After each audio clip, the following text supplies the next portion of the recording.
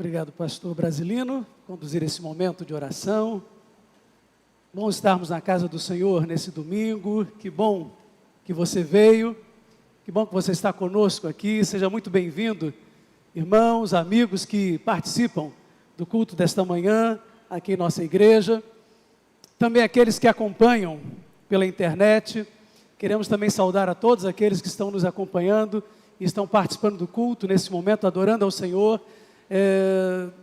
Virtualmente, acompanhando no nosso culto online.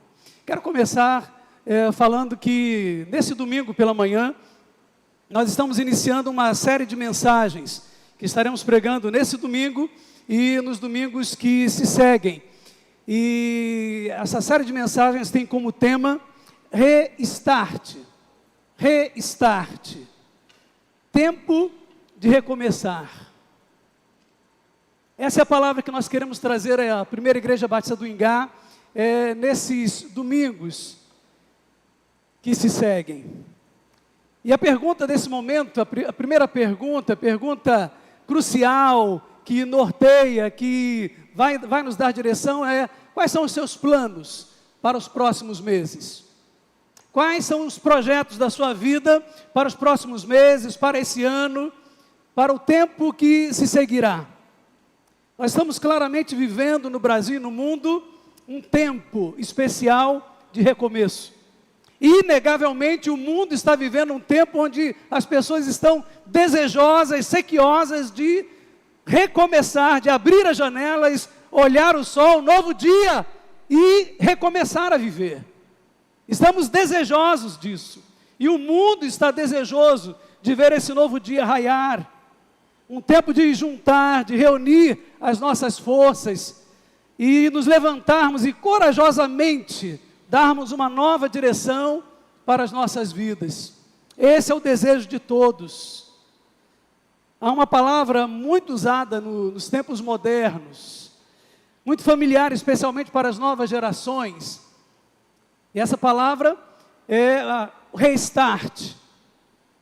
Quando dá uma pane no computador, quando uma máquina, o computador já está saturado, e quando ele já chegou no seu limite, e não dá mais para continuar do jeito que está, e precisa ser feito alguma coisa ali, e então você desliga o computador e dá um restart, ou seja, você religa o computador, você desliga e religa, mas a palavra em inglês, de onde veio toda essa tecnologia também, exatamente essa, o religar é restart. É interessante que religar também, essa palavra religar, tem algo especial para nós, tem uma palavra, tem uma mensagem especial para nós, porque a ideia de religião, a palavra religião, no latim vem exatamente da ideia de religar, religar o homem com Deus, restartar o homem com Deus. Restart é isso. É você ligar de novo, é você reativar aquilo que estava desativado, aquilo que estava desligado, você religa. E aí você começa de novo a vida, as atividades, e nós estamos vivendo um tempo de restart, de restartar. Essa crise deu uma pane no mundo, e nós ficamos já saturados, os pulmões de muitos saturados. Há uma saturação dos pulmões, estamos saturados com tudo que temos também visto, estamos saturados também com tudo que temos ouvido, estamos saturados também com muito daquilo que temos vivido. E chegamos no nosso limite, e não dá mais para continuar do jeito que está. E é tempo então de dar um restart, é um tempo de reativar. E o Brasil então tenta fazer esse recomeço. De ponta a ponta nós percebemos isso, nós sentimos isso. Há um desejo muito grande de recomeçar.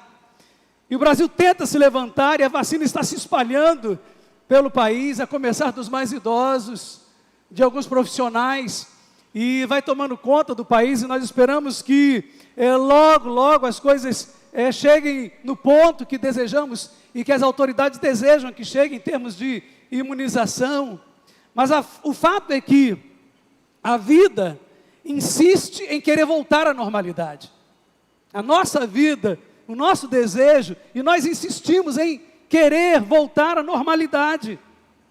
Ainda que em muitos casos signifique um novo normal, uma nova normalidade, marcada pela ausência de muitos amados que partiram nesse tempo, que nos deixaram, que nos antecederam à glória. E nesse tempo, então, quais os teus planos? Quais são os seus planos para esse tempo? Quais as suas prioridades? Investir nos estudos,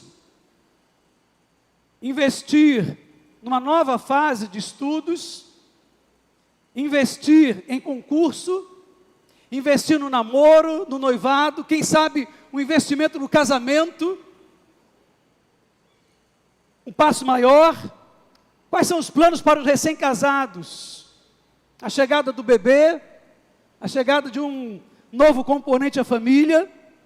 Jovens casais estão recebendo seus bebês, né? Um casal jovem da igreja, ainda no início da pandemia, nos primeiros meses, né?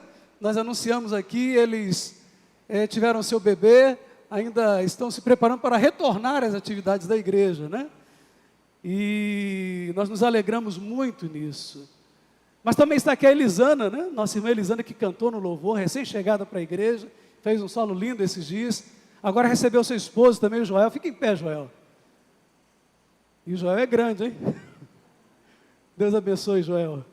Seja muito bem-vindo entre nós. Estamos dando as boas-vindas ao Joel agora. O Joel estava em missão da Marinha do Brasil.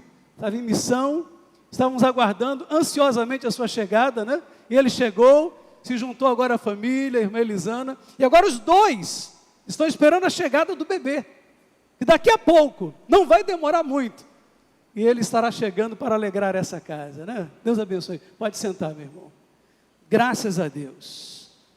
Quero dizer a você que a coisa mais estratégica, grave bem isso, creio que essa frase pode ser colocada na tela também. A coisa mais estratégica que você pode fazer para esse ano é investir tempo para estar a sós com Deus. Não está na tela, mas poderia estar. É isso que eu quero dizer. A coisa mais estratégica que você pode fazer para esse ano é investir tempo para estar a sós com Deus. Antes de qualquer coisa, antes de iniciar um grande projeto, antes de nos envolvermos em uma grande missão, em uma grande tarefa, a coisa mais estratégica que nós podemos fazer para esse ano é investir tempo para estar a sós com Deus. Tempo de qualidade no nosso relacionamento com Deus. E por que nós falamos isso? Por que sempre a igreja e o púlpito, o pastor e os demais irmãos, os professores insistem nesse ponto? Porque nós aprendemos que há certas coisas que Deus deseja liberar para nós, que Deus deseja fazer na nossa vida, que Deus deseja liberar para você, mas Ele só o fará no lugar secreto.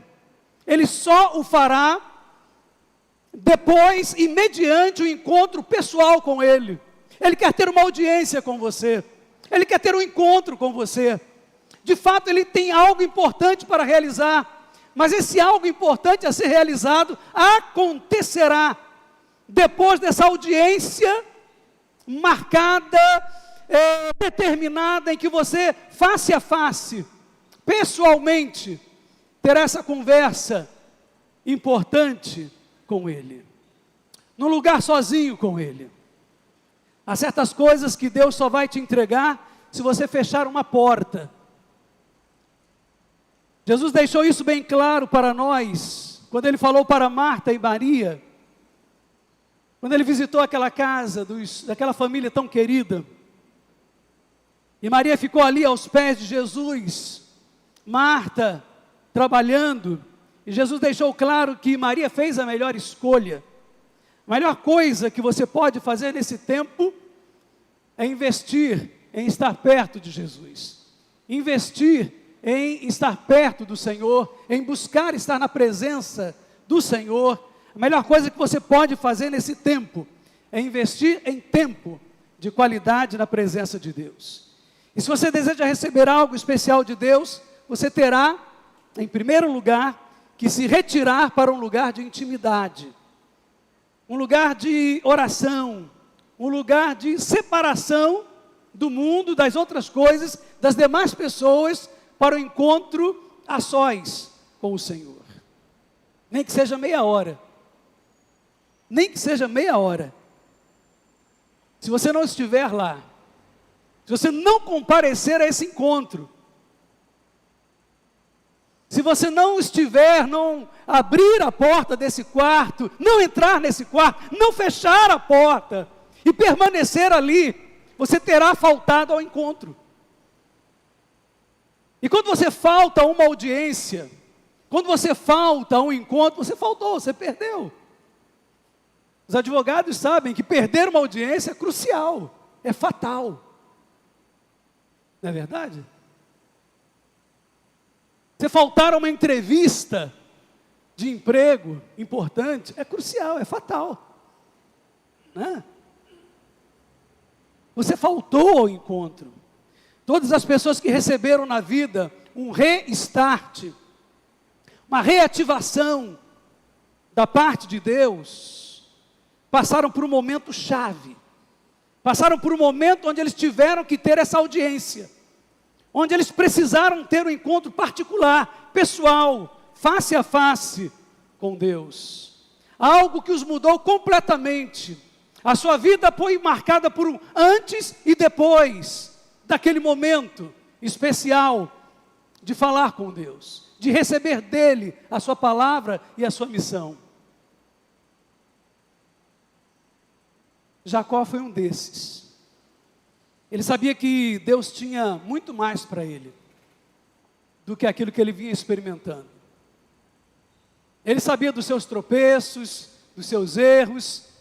Ele sabia que realmente pisava muito na bola, tinha muitos erros, tinha muitas falhas, mas ele queria melhorar, ele queria acertar, e ele sabia também que Deus tinha promessas para ele, para a sua família. Ele sabia que era herdeiro de uma descendência santa. Ele sabia quem tinha sido seu avô, Abraão. Ele sabia quem tinha sido o seu pai, Isaque. Ele sabia das promessas que Deus havia feito para Abraão, para Isaque, e que Deus tinha promessas também para Jacó e para a sua descendência. E ele sabia das promessas de Deus feitas a eles, as ricas bênçãos sobre a sua vida, que haviam sido prometidas por Deus e que ele ainda não havia recebido. E um dia então ele tomou uma decisão. Ele decidiu então que naquele dia ele iria se afastar de todos. Deixou a sua família, deixou os seus servos, deixou todos aqueles que o acompanhavam e foi para um lugar secreto. Ele foi para o outro lado do vale de Jaboque. Ele afastou-se um pouco de todos, separou-se de todos, ele ficou sozinho. E entrou no lugar secreto. O lugar secreto dele era aquele ponto do outro lado do vale de Jaboque. E ali ele lutou com Deus e disse: Deus, eu não sairei daqui. Senhor, eu não sairei deste lugar e eu não te liberarei. Eu não te deixarei ir. Lutava ele com o anjo de Deus ali. Eu não te deixarei ir se não me abençoares. Eu não vou largar do seu pé se o Senhor não me abençoar. Enquanto o Senhor não me abençoar. Aquele foi o lugar secreto de encontro com Deus, de oração de Jacó. Na vida de Moisés, esse lugar secreto, nós temos dois pontos distintos de encontro especial. Nós podemos dizer que Deus falou a Moisés ali naquele tempo em que ele cuidava das ovelhas de Jessé.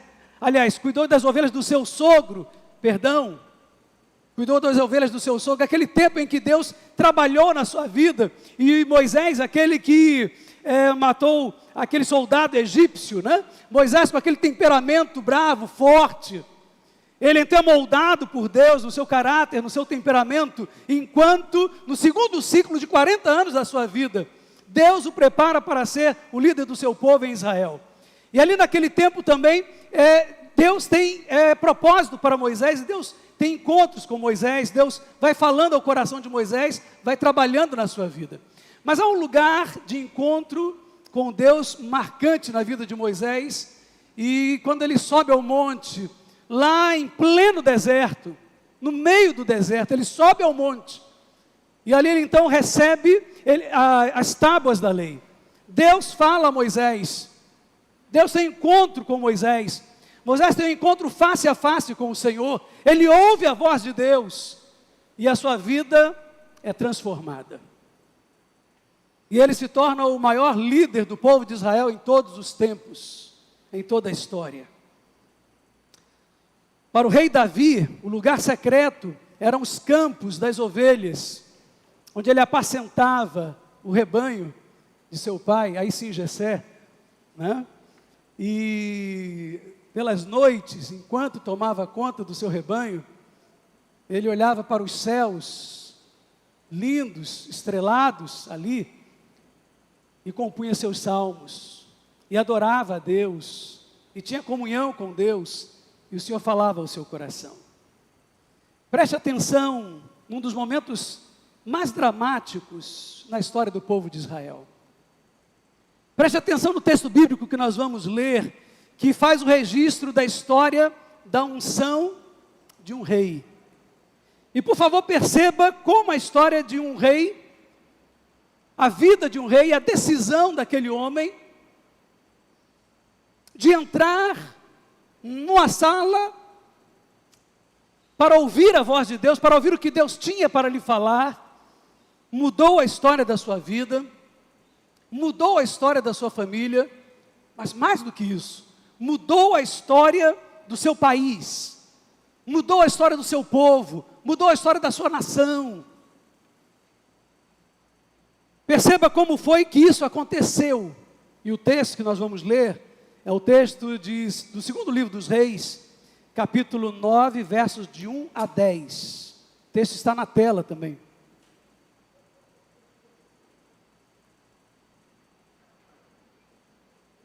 Mas você pode abrir a sua Bíblia e tê-la aberta enquanto nós estaremos pregando.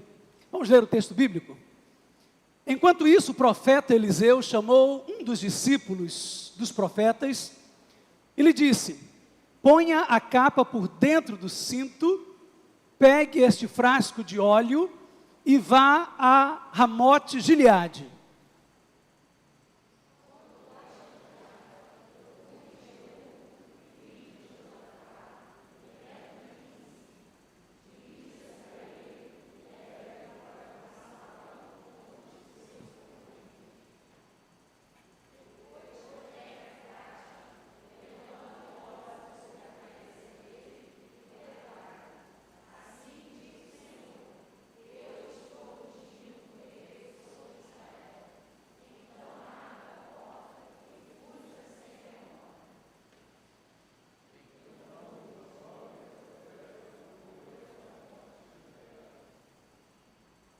Ao chegar, encontrou os comandantes do exército reunidos e disse: trago uma mensagem para ti, comandante. Para qual de nós? Perguntou Jeú. Ele respondeu: para ti, comandante. Jeú levantou-se e entrou na casa. Então o jovem profeta derramou o óleo na cabeça de Jeú e declarou-lhe: assim diz o Senhor, o Deus de Israel, eu o estou ungindo, rei de Israel, o povo do Senhor.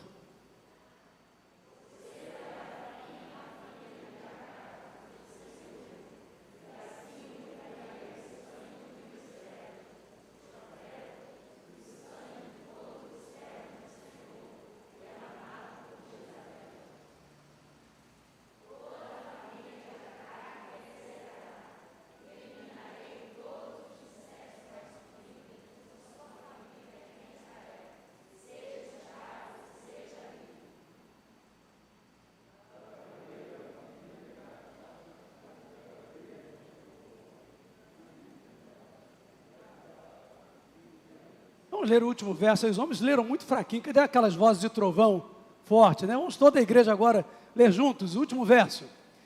Tratarei a família de Acabe como tratei a de Jeroboão, filho de Nebate, e a de Baasa, filho de Aías. Amém.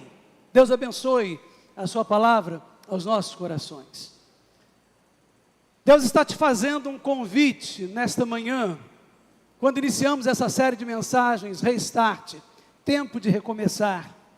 Deus está te fazendo um convite hoje, na reflexão do texto que nós acabamos de ler. Deus está chamando uma geração que esteja disposta a se separar para o quarto secreto de oração, para dar inteiramente, ou para se dar inteiramente, para aquilo que Deus deseja fazer, para aquilo que Deus quer fazer. E Ele quer ativar algo especial em sua vida, Ele quer ativar algo novo em sua vida, Ele quer ativar algo importante na sua vida, dar um restart na sua vida. Ele quer levar você para um lugar e para uma posição que talvez você jamais tenha imaginado chegar ou estar.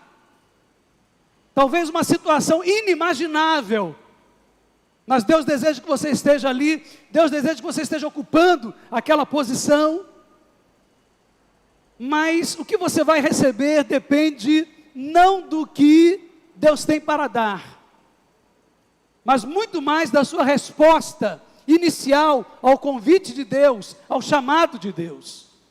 Deus está chamando para uma missão, Deus está chamando para o seu propósito, e o primeiro passo é de fato responder ao chamado. Para onde Ele nos levará, nós só saberemos quando começarmos a caminhada.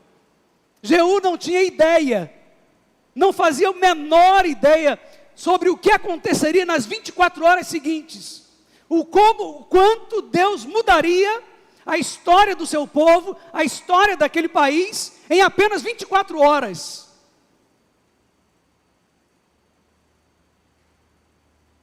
Depende muito mais da sua resposta do que do chamado. Veja então essa história dramática que nós acabamos de ler. Muitos conhecem o pano de fundo, o background que existe nessa história. Uma história incrível, que se passa num dos momentos mais importantes da história do povo de Deus, do povo de Israel. E quando você vê o pano de fundo, o background dessa história, você entende algo que você nunca mais vai esquecer na sua vida. E a partir de então, tendo compreendido o que Deus tem também para você, cabe agora então responder na prática, porque não adianta você saber, não adianta você entender que Deus chama e você tem que dar uma resposta para o chamado de Deus, que Deus chamou Jeú, que Jeú respondeu, e que Deus transformou o seu povo, transformou o seu país, quando Ele responde ao chamado de Deus. Não adianta você saber tudo isso se você não coloca em prática aquilo que você aprendeu. Você lembra que Jesus falou no Sermão da Montanha: bem-aventurado aquele que ouve as minhas palavras e as pratica. Jesus disse que Ele é muito feliz, mais do que feliz, felicíssimo, aquele que ouve, mas não é apenas um mero ouvinte, aquele que ouve e as pratica. E então não adianta você saber se você não praticar, e é pela prática que você toma posse, é pela prática da palavra de Jesus que você vai ativar, que você vai de fato ativar aquilo que Ele tem como propósito para a sua vida. E é pela prática que você dá o restart necessário para esse recomeçar. O texto que nós lemos então descreve, sem dúvida, uma época sombria na história do povo de Israel. Uma época sombria, tenebrosa. Nuvens pesadas pairavam sobre a história e sobre a vida do povo de Israel. Nuvens pesadas. E isso, meus irmãos, quando nós olhamos o que acontecia ali, a ideia de que havia pânico, havia algo terrível acontecendo naquele povo. Quando nós olhamos a situação que o povo vivia ali, parece que não é muito diferente da situação do medo, do temor, do sentimento que habita os nossos corações nesse tempo também no nosso país. O texto que lemos escreve, sem dúvida, uma época sombria para Israel, mas que faz lembrar um pouco da época que nós estamos vivendo, com tanta confusão, com tantas loucuras acontecendo no Brasil e no mundo inteiro. Referências morais que foram se perdendo, que foram jogadas no lixo. As pessoas estavam desorientadas, como desorientadas parecem estar hoje também. Naquela época era o ano 870, ou entre 870 e 850 antes de Cristo. Acabe era rei de Israel naquele período, e ele foi o 7º rei de Israel, e havia desencadeado um processo que levou a toda a nação, a inteireza da nação de Israel, a quase inteireza da nação de Israel, a idolatria como nunca antes haviam experimentado. Imoralidade sexual livre, solta, injustiças, opressão, violência sem precedentes em toda aquela nação, que já tinha sido dedicada ao Senhor, que já tinha sido santificada ao Senhor, que já tinha sido chamada de povo escolhido de Deus, povo de Deus. E por causa de uma bruxa, por causa de uma péssima esposa que Acabe escolheu para ele, a rainha Jezabel, Israel se desviou como nunca havia acontecido antes. E você sabe que Jezabel se tornou, na história, sinônimo de diabo, sinônimo de bruxa. E ela liderava a adoração a Baal, aquele deus sanguinário, aquele falso deus sanguinário e assassino. E o profeta Elias, o maior profeta do Antigo Testamento, ele tinha já confrontado Acabe, ele tinha já enfrentado Jezabel, e nós nos lembramos bem disso, os profetas de Baal, por diversas vezes. Um confronto extraordinário, marcante, que nós também muito bem o conhecemos, onde derrotou ali os profetas de Baal. Mas é triste pensar que, quando Elias foi assunto aos céus, levado para o céu, quando Deus recolhe aquele seu profeta, a influência daquele casal permaneceu ainda por muito tempo, permaneceu ainda por algum tempo. E o casal Acabe e Jezabel, eles continuavam com a sua influência no poder sobre aquela nação. Muita coisa mudou durante a presença de Elias em Israel.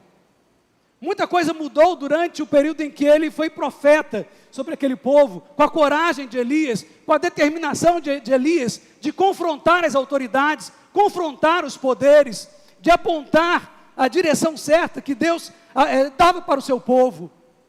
Mas o fato é que nem tudo mudou. Nem tudo mudou. E a partir dali, a partir da morte de Acabe, e depois da morte também de Eliseu, o trono de Jezabel não foi derrubado. O governo do diabo continuava ali, ainda exercendo poder e autoridade. E a influência maligna na terra continuava intacta. Mas Deus havia feito uma promessa a Elias. Deus havia feito uma promessa a Elias, e Deus havia dito a Elias: eu livrarei a Israel na próxima geração. Eu livrarei Israel na próxima geração. Você não conseguiu, não foi suficiente, mas Eliseu, o seu sucessor, ele, através de um homem que você vai ungir, Jeú, ele vai restabelecer a justiça na terra. Então preste atenção, porque nós acabamos de ler um texto crucial na história de Israel. Quando Jeú aqui foi ungido rei, aliás, ungido através do discípulo de profeta, do seminarista naquela época, enviado por Eliseu. Acabe tinha morrido, mas seu filho estava no trono, quando Jeú foi ungido rei. Filho de Acabe estava no trono, e ele estava sendo pior do que o seu pai. Ele estava sendo pior do que Acabe. E a terrível Jezabel continuava reinando e influenciando a nação inteira, a partir da cidade chamada Jezrael. Então o profeta Eliseu enviou um dos seus discípulos. Ele enviou um dos aprendizes de profeta, o seminarista, para encontrar Jeú lá na cidade de Ramote Gileade, onde ele estava no meio do seu exército e junto dos comandantes dos exércitos. Ele era um militar, ele era um soldado, ele era um comandante dos exércitos.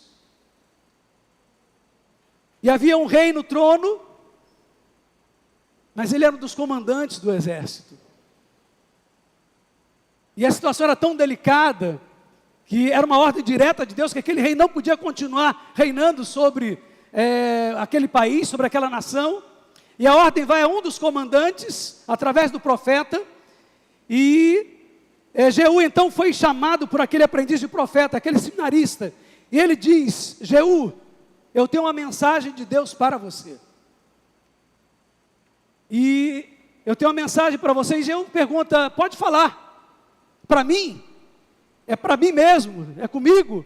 Você pode falar, qual é a mensagem? E ele disse: não, aqui não. As ordens de Deus são para que essa mensagem sejam entregues no lugar secreto, no quarto secreto. Só se você entrar naquela sala ali e fechar a porta. Lembram das ordens que Eliseu havia expressamente colocado para o aprendiz de profeta? Porque tem algumas coisas, meus irmãos, grandiosas, inimagináveis, que você só vai receber naquele lugar de portas fechadas. Que você só vai receber naquele lugar onde você entrou para o encontro com Deus e trancou a porta, e ali então agora você está diante dele para receber o seu chamado. Que você só vai receber naquele lugar de portas fechadas. E Jeú então, naquele momento, ele ouve aquele jovem aprendiz de profeta, ele o segue, ele entra naquele quarto, ele fecha a porta, e ele agora então está pronto para ouvir. Mas é interessante que era um dos comandantes dos exércitos de Israel.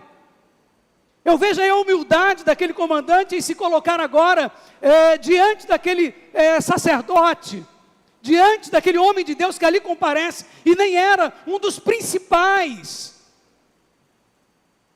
da religião, da igreja, da liderança do povo de Deus naquele tempo. Era apenas um humilde aprendiz do profeta, que veio em nome de Eliseu, trazendo uma mensagem, uma poderosa mensagem, uma mensagem transformadora. Mas Jeú, humildemente, se coloca diante daquele que traz a mensagem de Deus. Ele podia simplesmente se rebelar. Que pode falar aqui, na presença de todo mundo. Não, ele disse: vamos lá. E ele entra com ele no quarto secreto, fecha a porta e ouve a mensagem de Deus através do seu profeta. E Jeú recebeu aquela unção sobre a sua cabeça naquele local. E quando ele saiu, ele contou para os seus companheiros, comandantes, tudo aquilo que o aprendiz do profeta havia dito e que ele havia recebido. E sabe o que eles fizeram? Eles sabiam que o seu país estava vivendo um tempo de opressão. Eles sabiam que o seu país estava vivendo um tempo sombrio, tenebroso, de dominação. Que uma nuvem pesada estava sobre Israel, que algo precisava acontecer, mas ninguém se movia, nada se movia, até que Deus se moveu e tocou o profeta, e falou ao profeta, e falou a um daqueles comandantes, Jeú, e o chamou para uma missão, e aquela missão foi entregue, e eles saíram dali. Você se lembra da missão, está no texto. Eles saíram dali para executar a missão. Eles cavalgaram até Jezrael. Chegando a Jezrael, eles mataram o filho de Acabe, que estava assentado no trono.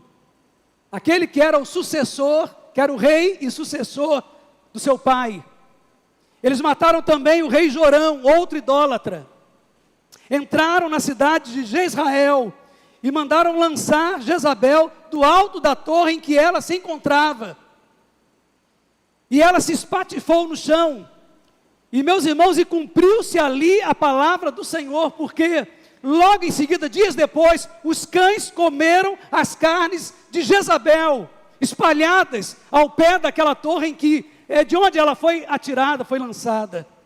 Cães comeram o seu corpo, as suas carnes.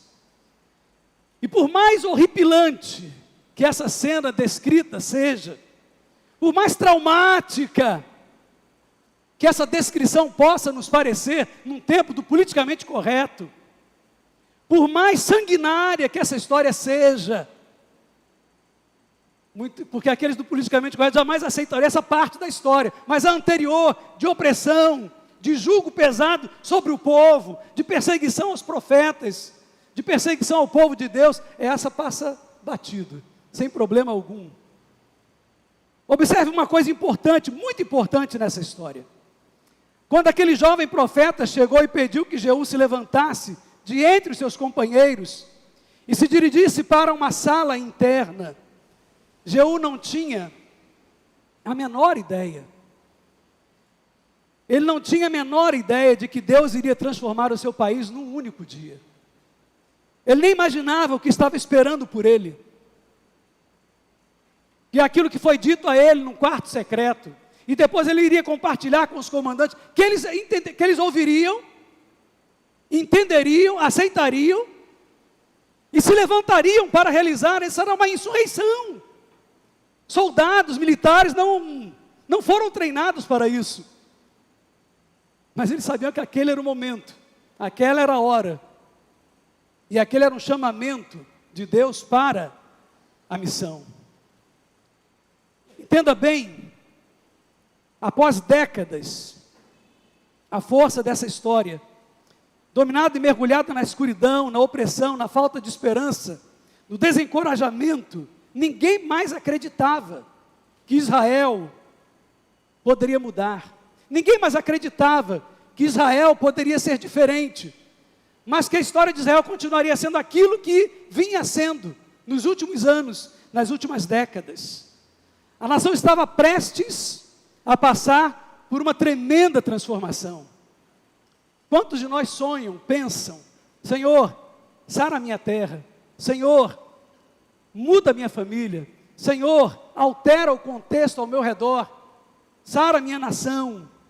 Muitos de nós estamos pensando que isso vai acontecer, que isso pode acontecer, mas para que isso aconteça, algo precisa ser ativado. Algo precisa acontecer dentro de nós primeiro. Antes de acontecer ao nosso redor, começa a acontecer primeiro em nós. Em 2º livro dos Reis, capítulo 7, verso 14, a palavra de Deus ela é didática.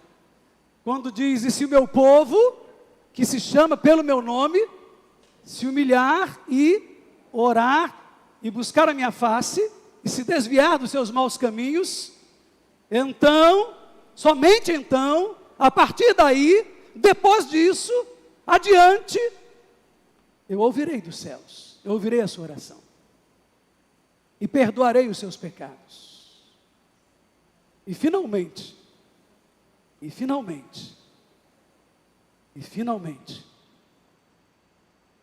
sararei a sua terra.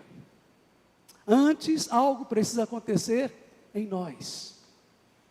A grande maldição que reinava sobre Israel seria quebrada 24 horas depois daquele encontro de Jeú, aquele aprendiz de profeta.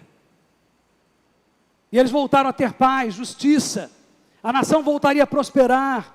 E o primeiro passo para que isso pudesse acontecer em Israel, foi a decisão tomada por um homem apenas. A decisão tomada por um homem. Um homem apenas decidiu entrar no quarto de oração. Um homem apenas decidiu que, humildemente, ele ia se colocar diante de um aprendiz de profeta, para ouvir o que Deus tinha para falar com ele.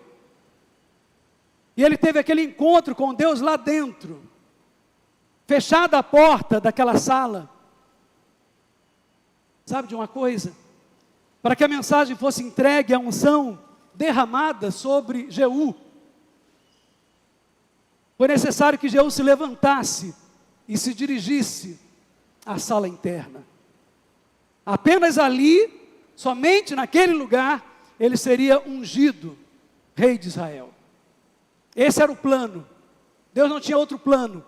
Deus só deu um plano, só entregou esse plano a Eliseu, que foi transmitido ao seu aprendiz. Era o plano e era a direção dada por Deus. E eles entregaram a palavra que mudaria o destino da nação. Breve, objetiva, certeira. Que impressionante. Impressionante? Então agora escute as palavras de Jesus. Vamos andar alguns séculos à frente. Vamos pular aí um longo texto, um longo trecho na Bíblia. Mais adiante, Jesus fala aos seus discípulos. Jesus está reunido num retiro espiritual com os discípulos. Se afastaram da multidão, ali já era um buscar do lugar secreto. Ele se afasta da multidão, deixa o povo, parte para um lugar de retiro. Um lugar afastado, separado. E ali então, no encontro com Deus, ele ensina aqui aos seus discípulos, pregando aquele sermão da montanha, em Mateus 6, e ele diz: e você que é meu discípulo, e você que tem comunhão comigo, quando você orar, ele não diz se você orar, porque você ora, você é um discípulo de Jesus, então você ora. Todo discípulo ora, todo aquele que é filho de Deus, fala com o Pai, busca a face do Pai em oração. Todo aquele que é nascido de Deus busca as coisas que são do alto. Todo aquele que tem o Espírito Santo ativado na sua Bíblia, na sua vida, sabe que o seu espírito tem sede, tem fome da palavra, mas também da comunhão e do tempo a sós com Deus. Então não é se, Jesus fala quando. A palavra é essa. E quando você orar, mas não posso, isso não é comigo, eu não sou pastor, eu não sou sacerdote. Mas claro que é.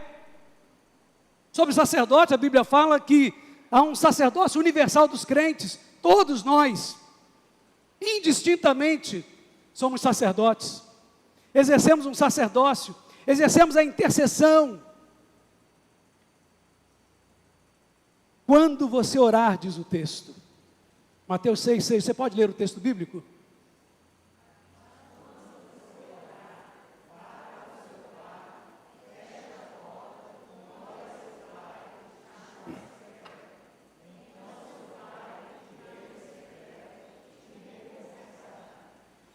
Irmãos, prestem atenção, mais uma vez, quero enfatizar isso, uma nação, um país, um povo inteiro foi mudado. Você quer mudar o país? Eu acho que todos nós queremos isso, sonhamos com isso. Ninguém aguenta mais, né? Todo dia notícia ruim, todo dia notícia de corrupção, de miséria espiritual, moral no nosso país. Há muitos anos lutamos e oramos, Senhor, a tua palavra diz, feliz é a nação cujo Deus é o Senhor, faz essa obra nessa nação, muda esse país, muda essa nação, preste atenção nisso. Uma nação inteira foi mudada, uma grande corrente de maldição foi quebrada, corrente de maldição, isso soa pessoal para você? Isso lembra alguma coisa para você? Uma nação foi mudada e uma corrente de maldição foi quebrada. Quando chamado por Deus, um homem apenas aceitou o convite de Deus e ele respondeu. Responda. Por favor, quando Deus chama, responda. Responda ao convite de Deus em sua vida. E entrou, disse o texto, no lugar separado, para ficar a sós com Deus. Se você deseja receber a direção de Deus, se você deseja entender o que Deus está fazendo, e descobrir o seu papel na história, Porque aquele homem descobriu o seu papel na história, quando ele entrou naquele quarto. Quando ele ouviu aquilo que o aprendiz de profeta disse. Ali, quando ele foi ungido, ele entendeu que Deus tinha um propósito e um plano para ele na história do seu povo. Ele era um comandante, mas Deus tinha algo maior para ele. Deus o queria rei. E ele só descobriu o seu papel na história do seu país no lugar secreto, no lugar da oração. Ele só descobriu o seu destino quando ele teve encontro a sós com Deus. Ele só descobriu o seu destino quando ele se colocou diante de Deus. Deus estava prestes a mudar a história da nação, mudar tudo. E a primeira coisa que ele fez para desencadear o processo, para começar as mudanças que precisavam acontecer naquele país, não foi um grande congresso, não foi uma grande mobilização. Não, a primeira coisa que ele fez foi chamar um homem e trazê-lo para uma sala e ali falar diretamente ao seu coração. Ele tinha que estar a sós com aquela pessoa. Aquela pessoa precisava estar a sós com Deus. E hoje Jesus diz para nós: mas quando você orar, vá para o seu quarto, feche a porta e ora a seu Pai.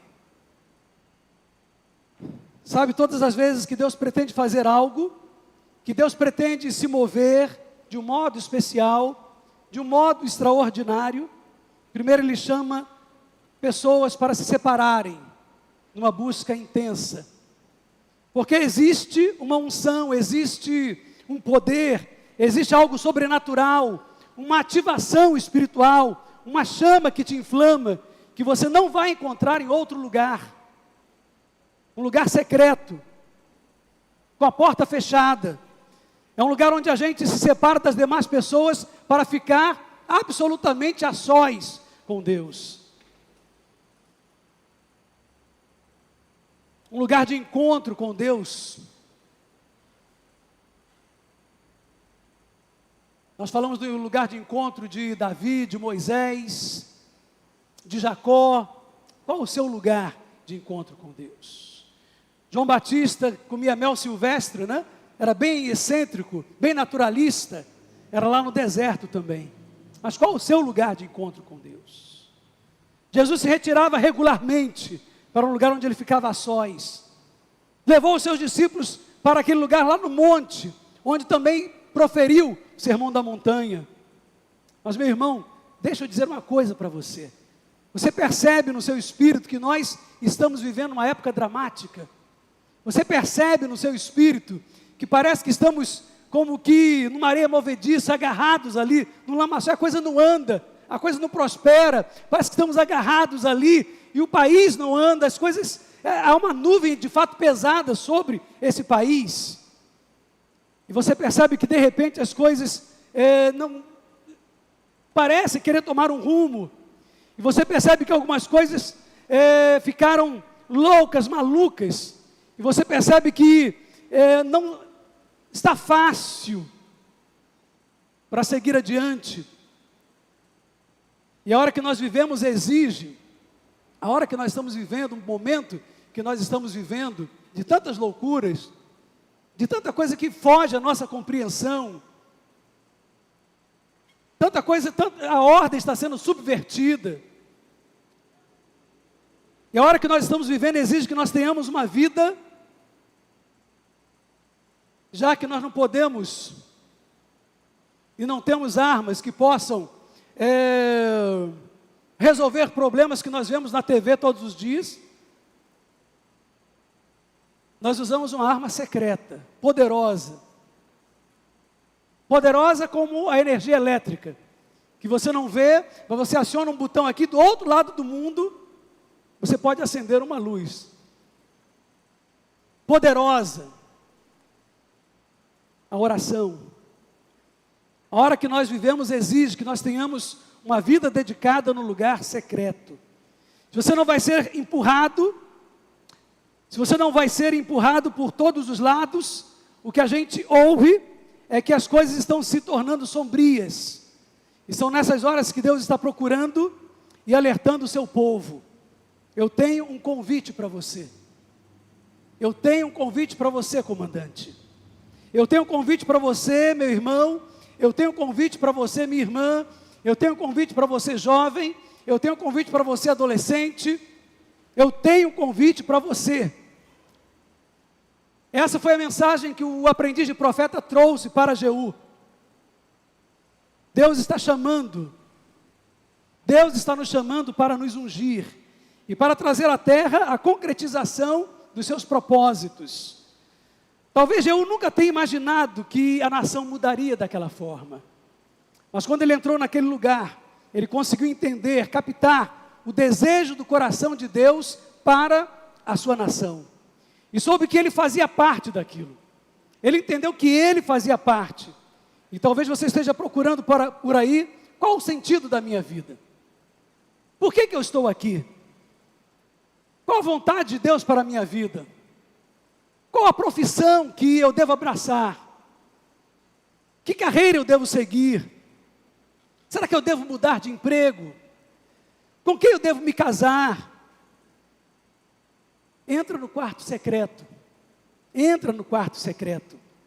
Entra no lugar de encontro com Deus. Porque você não vai entender só isso.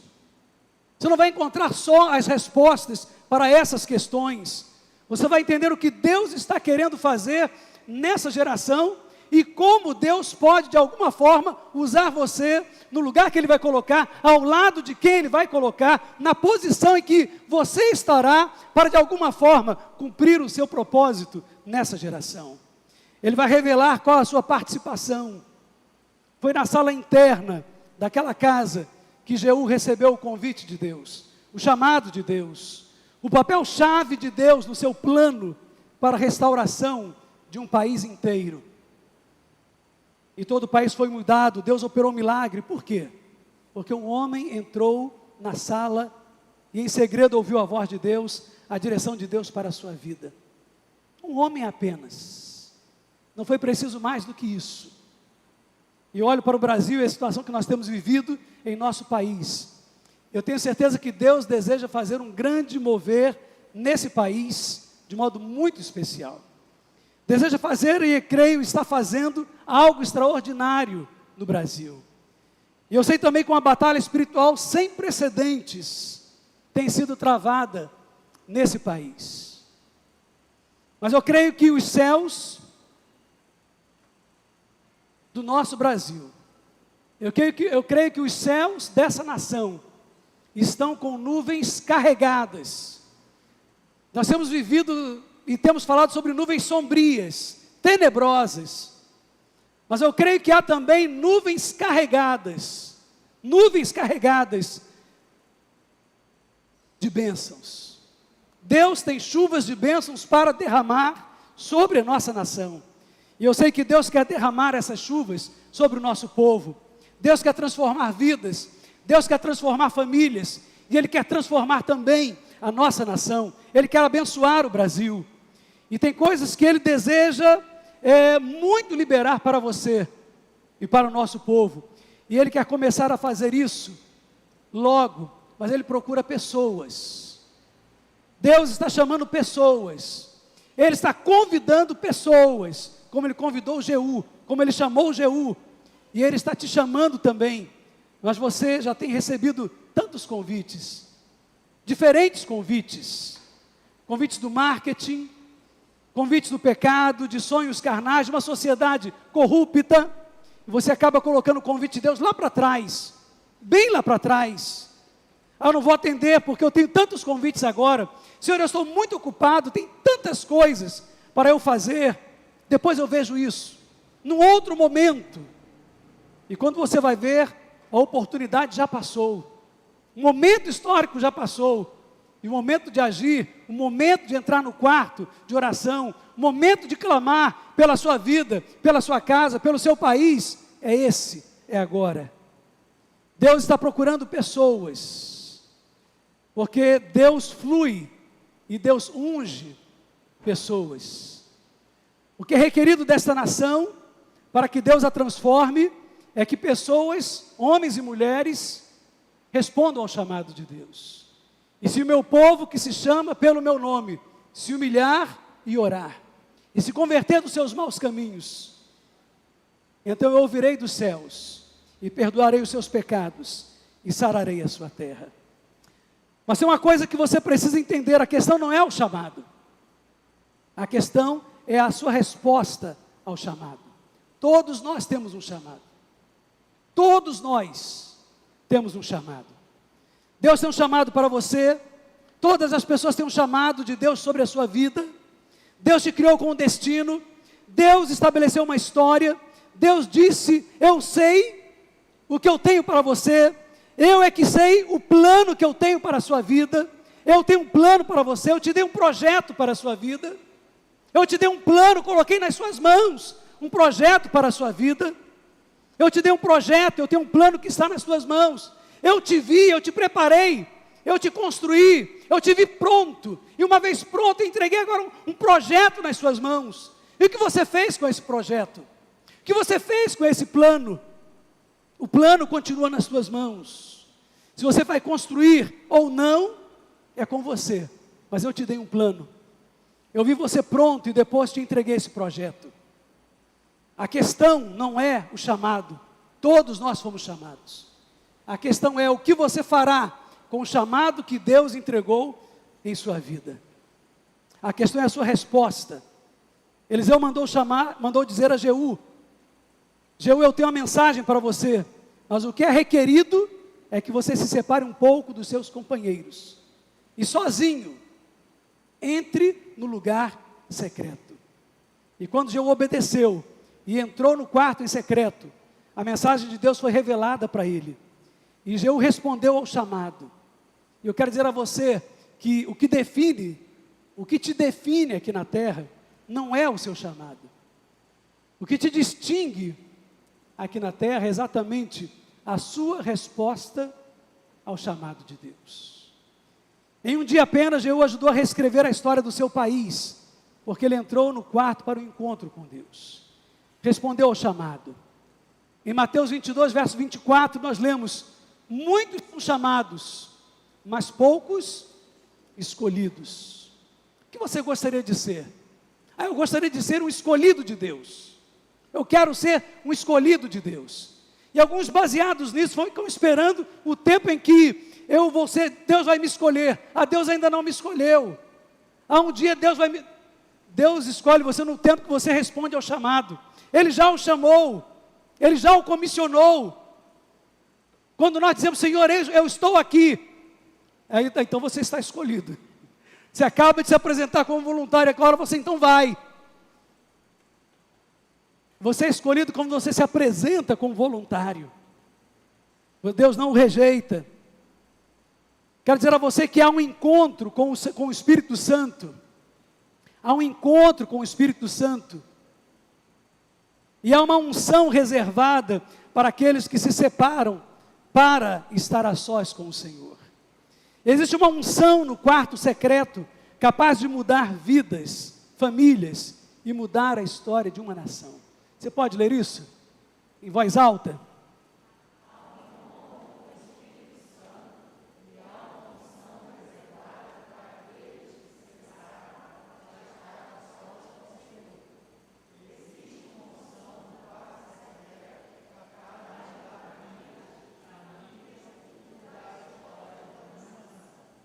Deus está chamando, Deus está nos chamando, e Deus está chamando pessoas que estejam dispostas a se separar para o quarto secreto de oração, e para se dar inteiramente para aquilo que Ele deseja fazer. Agora eu quero dizer a você uma outra coisa, e isso está na tela também, gostaria que fosse colocado. Você nunca descobrirá o que Deus tem para você, sem desenvolver intimidade com Deus no lugar secreto. Os avivamentos nunca começaram nas massas. Nunca começaram nas massas, nos encontros de multidão, mas entre poucos que levantaram a sua mão para Deus. Começaram no encontro com Deus no lugar secreto. E dali incendiou-se, e dali se propagou por todo lugar.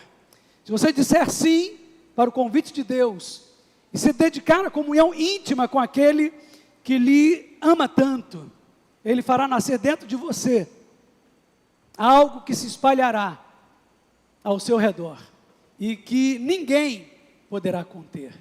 Que Deus nos abençoe nesse tempo e que de fato possa haver esse restart, esse recomeçar. Esse é um tempo de recomeçar. Esse é o tempo de virar a chave. Esse é o tempo de perceber que não há mais como continuar do jeito que está. Não há mais como permanecer na inércia ou na situação que temos nos encontrado até aqui. Nós queremos realmente melhorar. Queremos realmente algo novo, experimentar um reativar do poder de Deus e da vida de Deus na nossa vida. E é isso que nós queremos buscar nesse tempo. Amém? Que Deus nos abençoe nisso. Vamos colocar em pé.